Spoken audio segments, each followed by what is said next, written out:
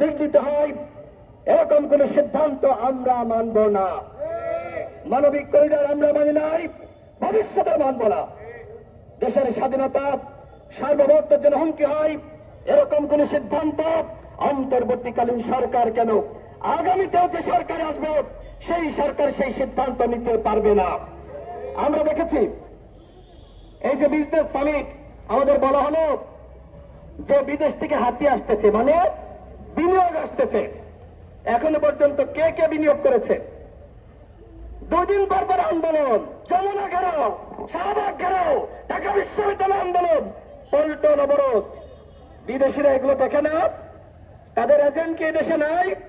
তাদের কর্মসংস্থা নাই?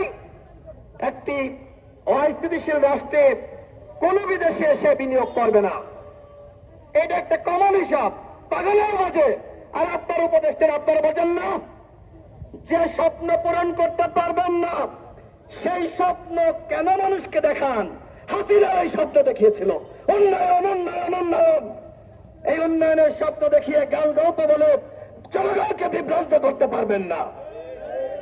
আজকে এই জনগণ এখানে যারা আছে এরা সবাই সচেতন। আমাদের দাবি উপদেষ্টা মাহফুজ আলমকে